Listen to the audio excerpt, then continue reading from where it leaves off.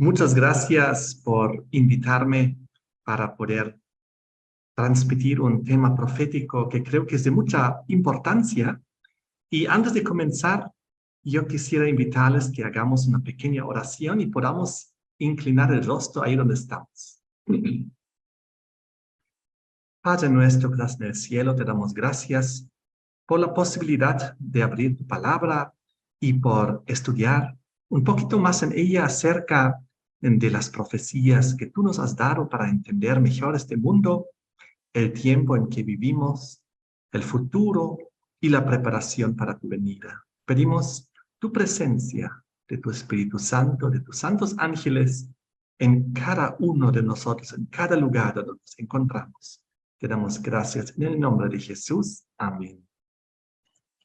Muy bien, esta noche les quiero hablar de un tema que está en relación al retorno de Jesucristo y al fin del mundo, y en relación a dos cenas, dos importantes cenas: la cena de las bodas del Cordero y también la gran cena de Dios. Y vamos a buscar juntos en los libros de Mateo y del Apocalipsis y vamos a analizar esta temática. Quiero comenzar leyendo unos pasajes del libro de Mateo. Mateo capítulo 24, para ser precisos. Y aquí hay un versículo muy hermoso que nosotros todos conocemos, en Mateo 24, versículo 35, donde el Señor dice: el cielo y la tierra pasarán, pero mis palabras no pasarán. Cielos y tierra pasarán, pero lo que no pasará es la palabra de Dios. Todo a nuestro alrededor va a pasar en el fin del mundo. Lo que no va a pasar es la palabra de Dios. Ahora, ¿qué es la palabra de Dios? ¿Y dónde se encuentra? En la Biblia, en las Sagradas Escrituras. Pero, en realidad, ¿dónde debe estar depositada la palabra de Dios? En nuestra mente y en nuestro corazón.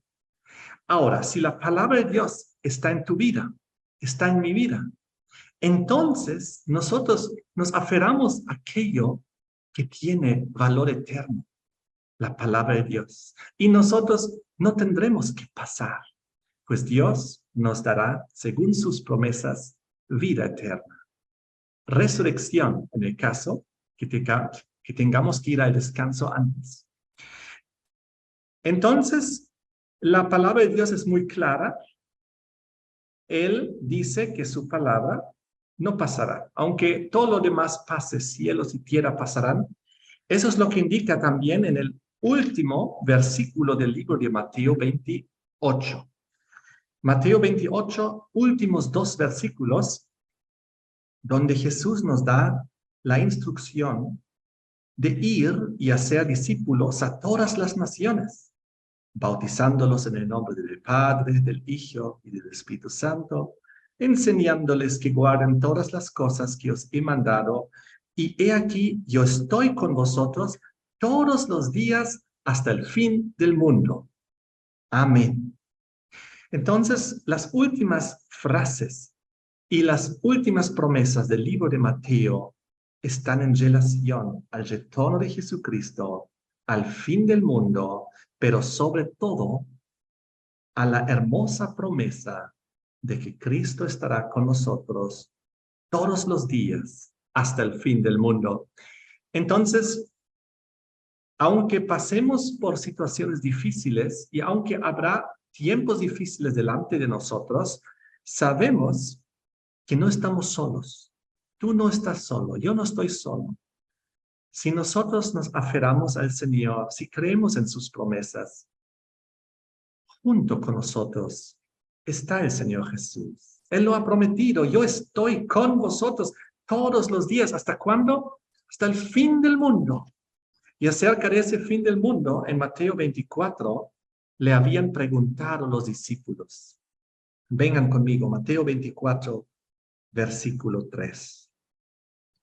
Estando él, Jesús, Sentado en el monte de los olivos, los discípulos se acercaron aparte, diciendo, dinos, ¿cuándo serán estas cosas? ¿Qué señal habrá de tu venida y del fin del siglo o del fin del mundo? Porque eso era la intención de saber de parte de los discípulos. Las señales del retorno de Cristo que está relacionado con el fin del mundo, porque ambas cosas ocurren en el mismo momento. Cuando venga Jesucristo, es el momento también del fin del mundo tal como lo conocemos ahora. Pero conocemos las profecías, luego Dios recreará los cielos y la tierra. Pero este mundo en el que vivimos actualmente, con toda la injusticia y la maldad, la enfermedad, el pecado, la muerte, con toda la decadencia que vemos, esto va a terminar. Pero la gran promesa del Señor Jesús en el versículo 35, cielo y tierra pasarán, pero mis palabras y mis promesas no pasarán. Y luego el último versículo del libro, yo estaré con ustedes todos los días hasta el fin del mundo. En otras palabras, hasta mi retorno, dice Jesús. Yo estaré con ustedes, dice Jesús, hasta mi retorno y hasta el fin del mundo. Y eso es algo muy hermoso. Ocurre que antes que venga Jesucristo, Él en el Mateo 24 nos presenta varias señales para reconocer los tiempos y cosas que deben ocurrir antes. Dice en el versículo 12 lo siguiente, Mateo 24, 12. Por haberse multiplicado la maldad, el amor de muchos se enfriará. Y eso es una realidad. Si nosotros vemos este mundo, lo que está ocurriendo a nuestro alrededor, solo tenemos que encender las noticias y vemos la multiplicación de la maldad en todo lugar. La maldad está creciendo de una manera muy, muy grave en el tiempo del fin. Y esto viene acompañado por el amor de muchos que se enfriarán. Justamente porque el amor se enfría, hay aumento de maldad. Porque cuando uno ama a Dios y al prójimo, entonces uno no incurre en la maldad. Uno no hace cosas malas contra su prójimo. Pero cuando ya el amor se enfría, uno ya no ama al prójimo y tampoco a Dios. Entonces, hace muchas cosas malas y se multiplica la maldad. Lo bueno en este versículo es que el amor de muchos se enfriará, no de todos, porque el amor en nosotros no debe enfriarse. Nosotros no debemos de dejar de amar al prójimo y a Dios. ¿Recuerdan la Odisea que está en un estado tibio, ni frío ni caliente? Dios quiere que sea caliente. Entonces, el hecho de ser calientes también significa que nosotros no compartimos en la multiplicación de la maldad de la tierra. Dios quiere que nosotros seamos calientes, que amemos al prójimo. Entonces, el siguiente versículo en Mateo 24, el versículo 13, dice que el que perseverare hasta el fin, este será salvo. El que persevere. Debemos perseverar hasta el fin. ¿Hasta cuándo? Hasta el fin del mundo, hasta el retorno de Jesucristo o hasta el día de nuestra muerte. Debemos nosotros perseverar y de esta manera obtener la salvación. No debemos ser cobardes o dejar la carrera a la mitad. No, debemos perseverar. ¿Hasta cuándo? Hasta el fin. ¿Hasta qué fin? Hasta el fin del mundo o hasta el fin de nuestras vidas. ¿Y cómo debemos perseverar? ¿Qué dice el versículo anterior? Perseverar en el amor. Perseverar en el amor por el prójimo y el amor hacia Dios. Perseverar en no unirnos a la maldad. Eso hacen las personas del mundo. Eso hacen las personas que no les importa el prójimo, que son indiferentes. pero nosotros sí debemos perseverar en el amor al prójimo y hacia Dios. Y entonces el Señor nos hace una promesa, que nosotros estaremos entre los salvos. Y dice el siguiente versículo, el 14, que será predicado este evangelio del reino en todo el mundo para testimonio a todas las naciones, y entonces vendrá el fin. Oh, qué interesante. ¿Cuándo vendrá el fin del mundo? ¿Cuándo será el retorno de Jesucristo? Cuando el evangelio del reino será predicado en todo el mundo para testimonio a todas las naciones. Y entonces será el fin. Porque el Señor en su misericordia permitirá que toda la humanidad escuche este evangelio del reino. No importa en qué país se encuentren las personas, no importa qué lengua hablen, no importa de qué trasfondo cultural sean, no importa de qué religión sean, todos tienen que escuchar el evangelio del reino para que ellos puedan tomar una decisión, porque el propósito de esta proclamación del evangelio eterno y del reino de Dios es para que las personas tomen su decisión, para que cada uno conscientemente, con el libre albedrío, decida: yo me pongo del lado de este hermoso mensaje. Yo me pongo del lado de la verdad de la palabra de Dios. Yo me pongo del lado del creador de los cielos y de la tierra. Yo me pongo del lado de Jesucristo. Entonces, esa es la bondad de Dios, de que Él, antes que se derramen las 7 plagas postreras de Apocalipsis 16, antes que se cierre la gracia, Dios permitirá que a través de la proclamación de este evangelio del reino, que en Apocalipsis capítulo 14 es llamado el evangelio eterno, el mensaje de los 3 ángeles, que irá a toda nación, tribu, lengua y pueblo, para que cada ser humano tome su decisión, para que nadie diga yo no supe, para que todos tengan un chance, una oportunidad de posicionarse, de tomar su decisión, de unirse a la verdad, a las filas del remanente, de unirse a aquellos que proclamarán el mensaje de los 3 ángeles, de unirse a aquellos que proclamarán el sello de Dios y advertirán contra la marca de la bestia y con todas sus implicaciones. Eso es algo maravilloso. Al decir aquí en Mateo 24:14, que será predicado este evangelio del reino en todo el mundo para testimonio a todas las naciones, el evangelio del reino. ¿De qué reino? Del reino eterno celestial de Dios. Todo el mundo, todas las naciones terrenales, todos los reinos terrenales, humanos y pasajeros, tienen que saber que existe un reino eterno, celestial, divino, de Dios, y que ese reino es el siguiente en la consecuencia, en la secuencia de los reinos. Después de la secuencia de reinos terrenales, Babilonia, Medo-Persia, Grecia, Roma, tribus bárbaras, todos los reinos y los imperios humanos, después de todos ellos, dice que vendrá un reino, el reino eterno de Dios, que jamás será destruido ni dejado a otro pueblo, según Daniel capítulo 2. La simbólica piedra que cae, que impacta en los pies de la triste historia bélica de la humanidad.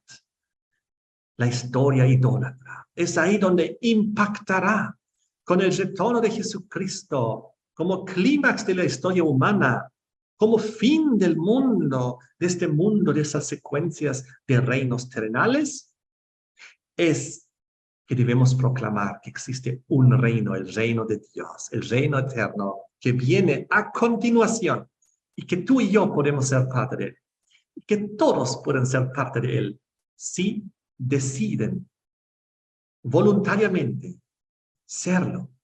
Porque eso es lo que Dios ha puesto en nuestros corazones, el libre albedrío. Tú y yo podemos ser parte. Y entonces un poco más allá en Mateo capítulo 24, versículo 26 y 27 dice lo siguiente. Así que si os dijeren, mirad, está en el desierto, no salgáis. O mirad, está en los aposentos, no lo creáis. Porque como el relámpago que sale del oriente y se muestra hasta el occidente, así será también la venida del Hijo del Hombre.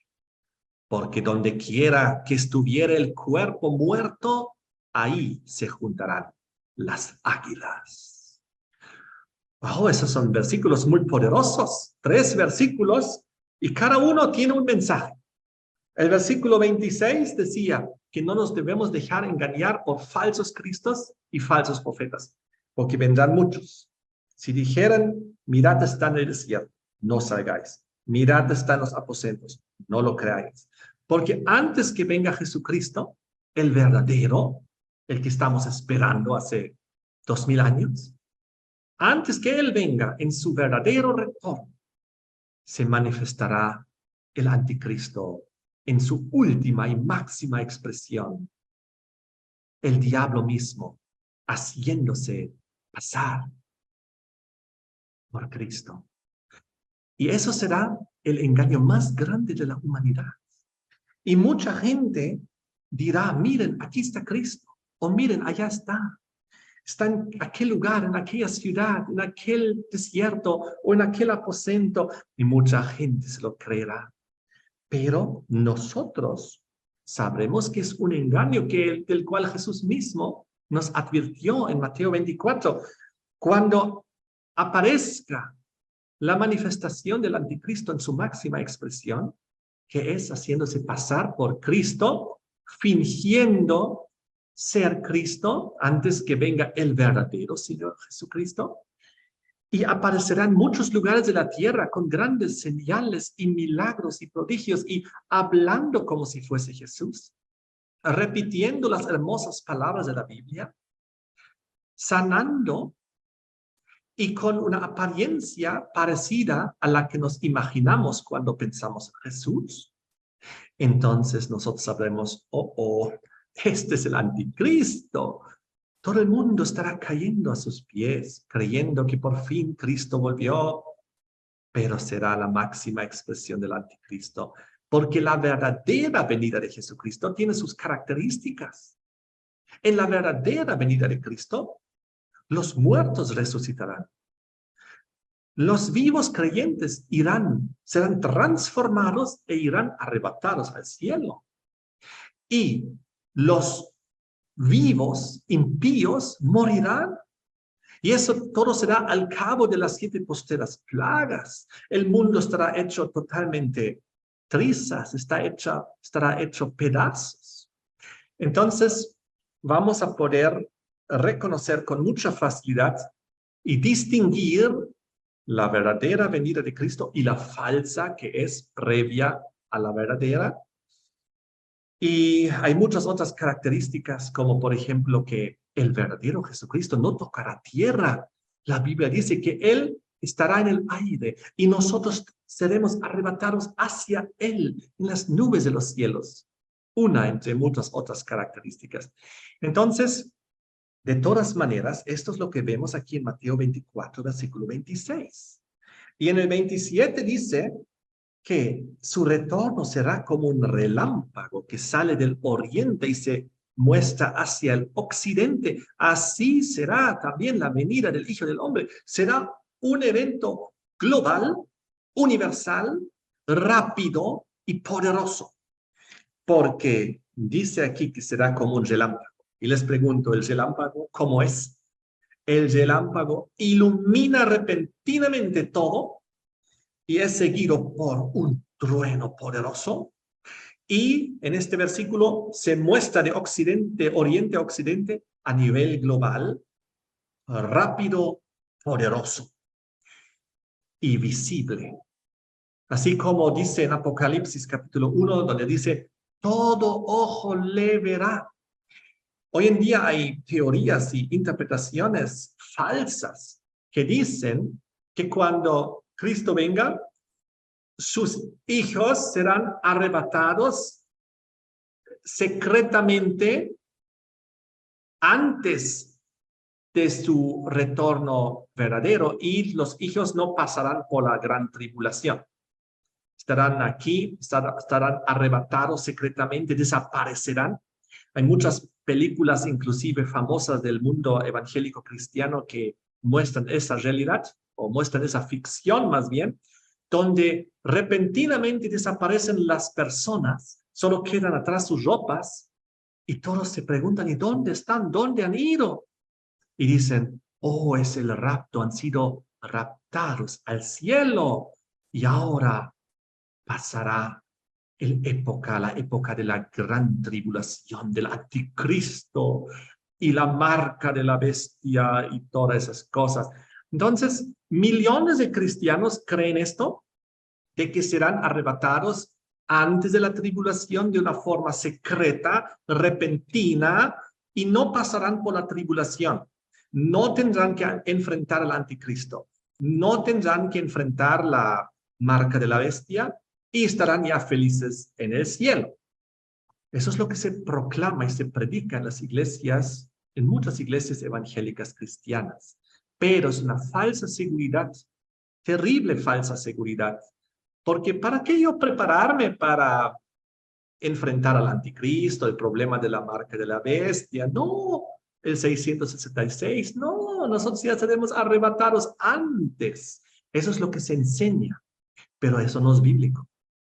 Es por eso que también aquí en el versículo 26 nos advierte de esta falsa interpretación, porque cuando dice aquí, mirad está en el desierto, no salgáis. Mirad está en los aposentos, no lo creáis. ¿Qué son los aposentos? Los cuartos secretos. En otras palabras, Cristo viene secretamente. No creáis estas cosas. No, no, no. No habrá un rapto secreto, un rapto previo a la tribulación. Eso es enseñanza del falso profeta para mantenernos sin la preparación necesaria que necesitamos para poder enfrentar la crisis final con la ayuda de Dios. Pero no se preocupen, vimos en Mateo capítulo 28, versículo final, último versículo de Mateo 28. He aquí, dice Jesús, yo estoy con vosotros todos los días. ¿Hasta cuándo? Hasta el fin del mundo, hasta el retorno de Jesucristo. Así que Él también estará con nosotros durante la tribulación. Él no nos va a dejar solos. Y eso es algo muy bueno. Ahora, ¿qué más dice? Mateo capítulo 27, ya vimos. Mateo capítulo 24, versículo 27, que es el retorno como un relámpago de oriente hacia el occidente, pero ahora el 28. Porque donde quiera que estuviere el cuerpo muerto, ahí se juntarán las águilas. Oh, qué versículo más extraño uno podría decir. Habla del retorno de Jesucristo como un relámpago de oriente hacia el occidente, y de repente a continuación dice, porque donde quiera que estuviera el cuerpo muerto, ahí se juntarán las águilas. ¿Qué cuerpo muerto? ¿Qué águilas? En el contexto del retorno de Jesucristo. Y esto nos lleva hacia Apocalipsis capítulo 14 y luego 19. Dejen el dedo en Mateo 24 porque vamos a volver. Vayamos a Apocalipsis capítulo 14. En Apocalipsis 14 nos muestra, después del mensaje de los tres ángeles, en el versículo 14 al 20, la tierra que es cegada, porque Jesús retorna y hace la gran cosecha. Y esta gran cosecha es en dos partes. Hay dos partes en la cosecha. Dice así, Apocalipsis 14, 14. Miré, he aquí una nube blanca, y sobre la nube uno sentado semejante al Hijo del Hombre, que tenía en la cabeza una corona de oro y en la mano una osagura. Oh, Jesucristo está retornando sobre la nube con una osagura. Del templo salió otro ángel clamando a gran voz al que estaba sentado sobre la nube. Mete tu hoz y ciega, porque la hora de cegar ha llegado, pues la mies de la tierra está madura. Genial, llegó finalmente el momento donde el Señor Jesús retorna y se va a llevar su cosecha. Y entonces, dice el versículo 17 que salió otro ángel del templo que está en el cielo y teniendo también una hoz aguda. Y salió del altar otro ángel que tenía poder sobre el fuego y llamó a gran voz al que tenía la hoz aguda diciendo, mete tu hoz aguda y vendimia los racimos de la tierra, porque sus uvas están maduras. Aquí una segunda cosecha. Esta está en relación a las uvas, que también han llegado a madurar. Así como antes vimos la mies que estuvo madura y que fue cosechada, en el versículo 16, para el granero celestial, los cereales, lo que simboliza los hijos de Dios que han madurado para el reino de Dios. Y ahora en el versículo 18 y 19 encontramos que también las uvas están maduras. Hay una segunda cosecha, versículo 19. Y el ángel arrojó su hoz en la tierra, vendimió la viña de la tierra y echó las uvas en el gran lagar de la ira de Dios. Esta cosecha también madura no es para el granero celestial. Esta es para el gran lagar de la ira de Dios, para el juicio final. ¿Y qué dice el versículo 20? Y fue pisado el lagar fuera de la ciudad, y del lagar salió sangre hasta los frenos de los caballos por 1600 estadios. Qué tremendo. En esta segunda cosecha no debemos estar. No es suficiente madurar. No es suficiente decir, yo he madurado. La pregunta es si hemos madurado para el bien o para el mal. Para el trigo y el granero celestial, o si hemos madurado para el mal, para la maldad, para ser una uva, para ser arrojado en el gran lagar de la ira de Dios y ser pisoteados fuera de la ciudad, y que finalmente las uvas pisoteadas como sangre llegan hasta los frenos de los caballos. ¿Qué caballos? ¿Qué frenos de caballos? Vamos al capítulo 17. Disculpen, 19. Vamos a Apocalipsis 19. La misma escena, ahora desde otro ángulo. Apocalipsis 19, retorno de Jesucristo, fin del mundo, versículo 11 en adelante. Apocalipsis 19, 11. Entonces vi el cielo abierto. He aquí un caballo blanco, y el que lo montaba se llamaba Fiel y Verdadero, y con justicia juzga y pelea. Sus ojos eran como de fuego. Había en su cabeza muchas diademas. Tenía un nombre escrito que ninguno conocía sino él. Estaba vestido de una ropa teñida en sangre. Y su nombre es el Verbo de Dios. ¿Quién estamos viendo aquí? Estamos viendo a Jesucristo. Todas las características que acabamos de leer. El caballo blanco, que se llama el fiel y verdadero, con justicia juzga y pelea. Sus ojos como llama de fuego. Su corona en la cabeza. La vestimenta larga con la sangre y su nombre el Verbo de Dios. Aquí hablamos de Jesucristo. ¿Y quién viene con él? Versículo 14. Y los ejércitos celestiales vestidos de lino finísimo, blanco y resplandeciente, le seguían en caballos blancos. Aquí Jesús viene con sus millones de ángeles, un ejército de ángeles en caballos blancos, con lino finísimo, blanco y limpio, lo que representa el blanco una y otra vez la pureza, la santidad, la justicia, la obediencia, la verdad, la luz de la palabra de Dios. Están viniendo. Y luego dice en el versículo 15, acerca de la descripción de Jesucristo, de su boca sale una espada aguda para herir con ella las naciones, y él las regirá con vara de hierro. Son otras descripciones que en otros lugares de Apocalipsis se refieren directamente a Jesús. Y ahora viene el punto. Y él pisa el lagar del vino del furor y de la ira del Dios Todopoderoso. ¿Quién pisa el lagar del vino del furor de la ira de Dios? Jesucristo. Jesucristo está viniendo ¿sobre qué? Sobre un caballo blanco. Su vestimenta de Jesucristo en el versículo 13 está teñida en sangre.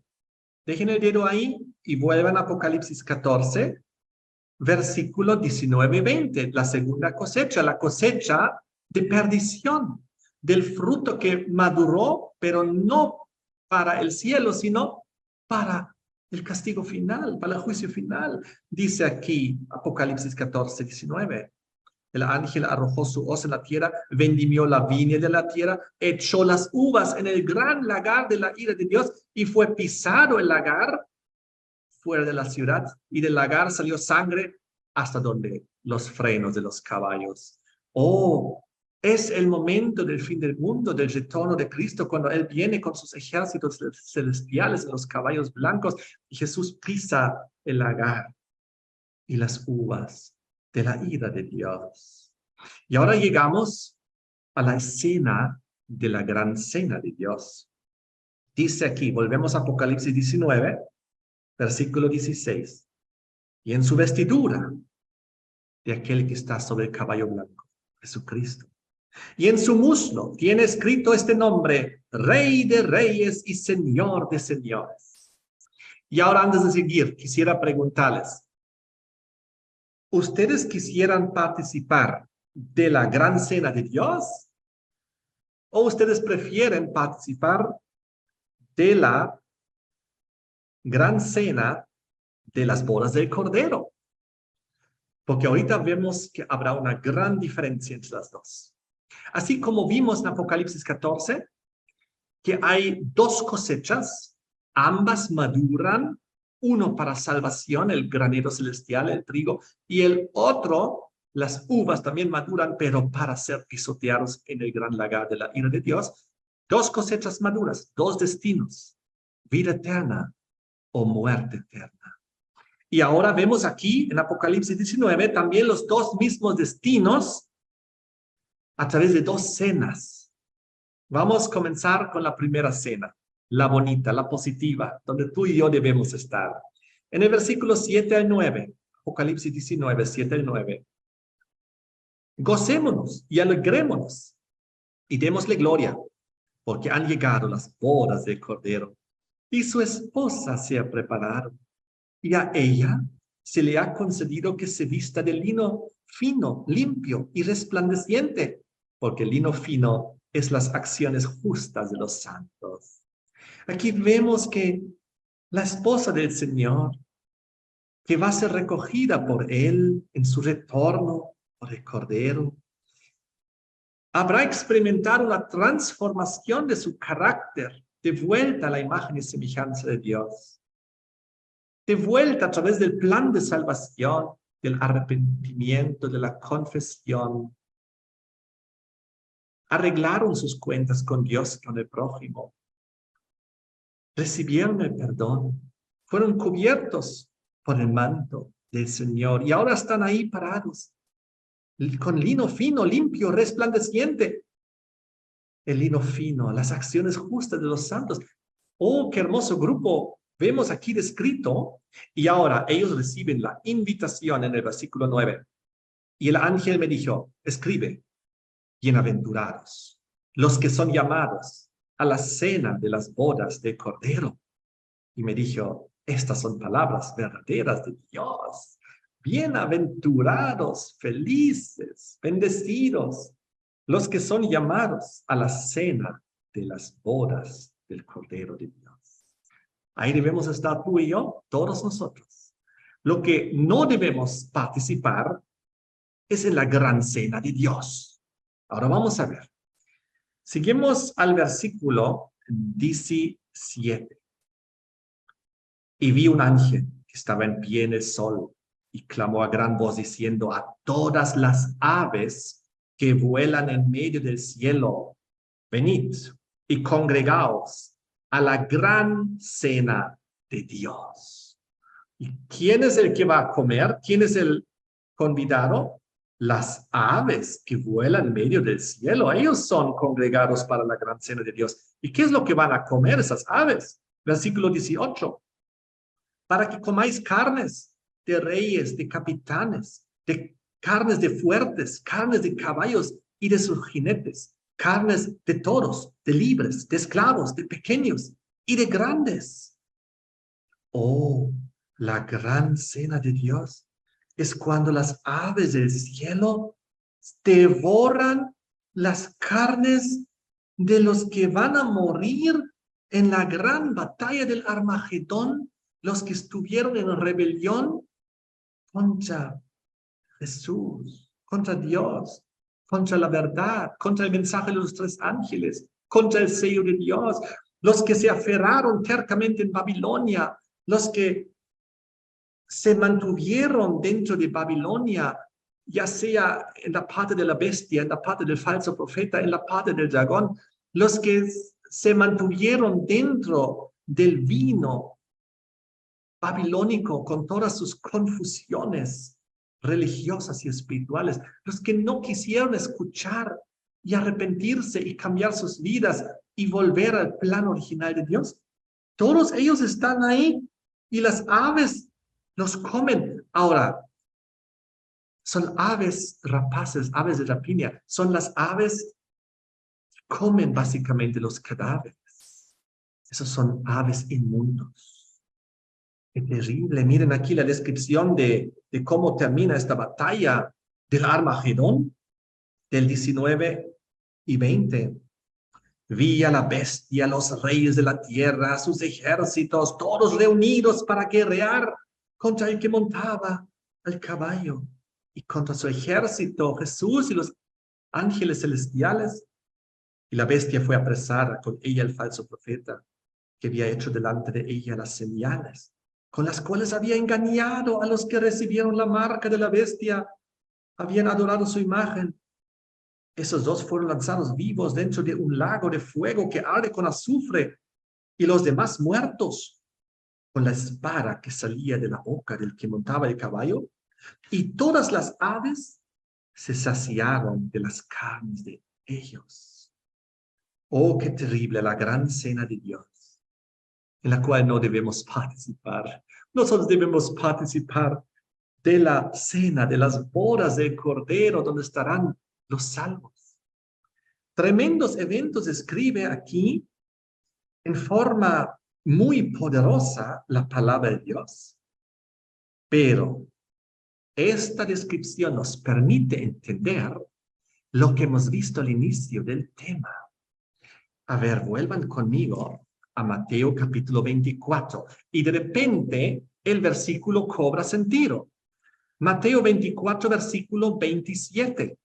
Donde hablaba del retorno de Jesús, porque como el relámpago que sale de oriente y se muestra hacia el occidente, así también será la venida del Hijo del Hombre, porque donde quiera que estuviere el cuerpo muerto, ahí se juntarán las águilas. Oh, ahora sí cobra sentido. Estamos hablando de la gran cena de Dios, del fin del mundo, del retorno de Cristo, donde en el Armagedón también los impíos mueren y finalmente sus cuerpos muertos están ahí. Y las águilas, las aves congregadas para la gran cena de Dios están ahí también para devorar sus carnes. Qué tremenda descripción. Así que Jesús, cuando describió esto aquí, cuando él les relató y Mateo lo escribió, más tarde cuando Juan escribió el Apocalipsis, él entendió esas relaciones de esos símbolos. Y ahora vamos al versículo 37. Estamos en Mateo 24. Ahora vamos a resolver uno de los problemas de nuestros queridos hermanos evangélicos, porque la Biblia es muy clara y si uno simplemente la lee bajo oración y simplemente entiende con sencillez lo que está escrito ahí, se derrumban las falsas interpretaciones. Vamos a leerlo aquí. Mateo 24, 37. En los dos versículos anteriores hablaba de que el cielo y la tierra pasarán, pero mis palabras no pasarán, pero del día y de la hora del retorno de Jesucristo nadie sabe, ni aun los ángeles de los cielos, sino solo mi Padre. Pero ahora lo pone en el contexto, primeramente, con el tiempo de Noé, del diluvio. Como en los días de Noé, versículo 37, así será la venida del Hijo del Hombre. Porque como en los días antes del diluvio estaban comiendo y bebiendo, casándose y dando en casamiento, hasta el día en que Noé entró en el arca, y no entendieron hasta que vino el diluvio y se los llevó a todos. Así será también la venida del Hijo del Hombre. Están hablando en el contexto del fin del mundo, del retorno de Cristo. Y ahora dice, versículo 40, preste mucha atención.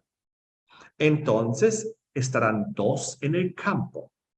El uno será tomado y el otro será dejado. Versículo 41. Dos mujeres estarán moliendo en un molino. La una será tomada y la otra dejada.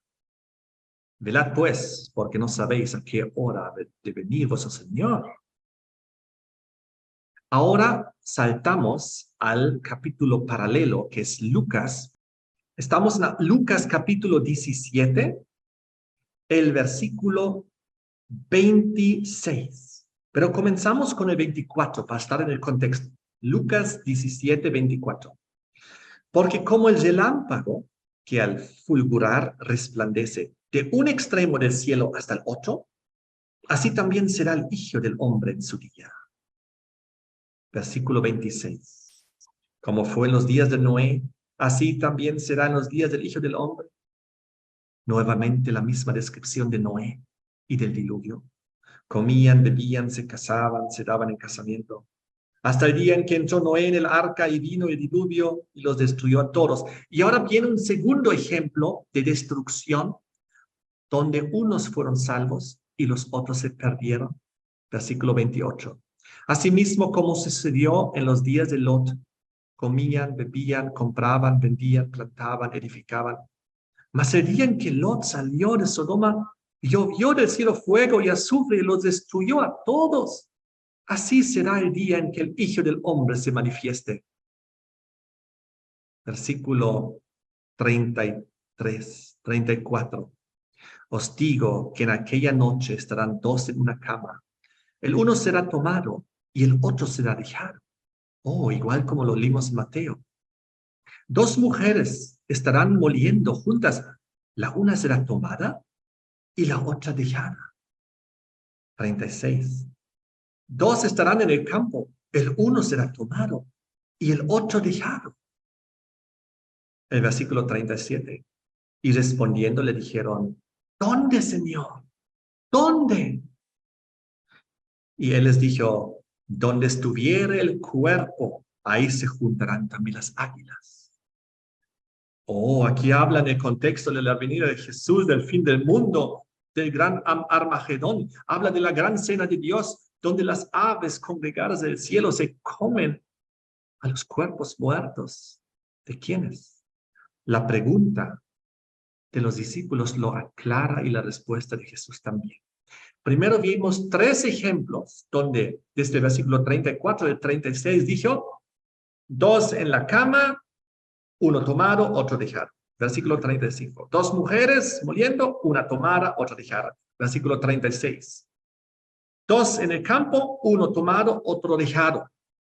Y luego preguntaron los discípulos, ¿dónde, Señor? ¿Dónde?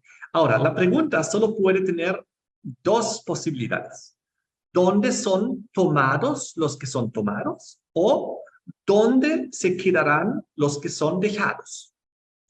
Y la respuesta de Jesús muestra que se trata de aquellos de los que son dejados. ¿Dónde, Señor? Él les dijo, donde estuviera el cuerpo, ahí se juntarán también las águilas. Aquí se refiere a los que son dejados, a los que participan en la gran cena de Dios, a los que lamentablemente morirán en el retorno de Jesucristo también, los que no podrán ir al cielo en el arrebatamiento. ¿Y quiénes son los otros, los que son tomados? Esos sí son aquellos que en el retorno de Jesucristo son arrebatados al cielo. ¿Cuándo? En el retorno de Jesucristo, no antes. La separación es en el mismo momento, así como indica la Biblia. No es que, como dicen nuestros queridos hermanos evangélicos, de que primero hay un arrebatamiento secreto y van al cielo los creyentes, los salvos, y los demás se quedan atrás. No, no, no. Aquí nos muestra en el mismo momento.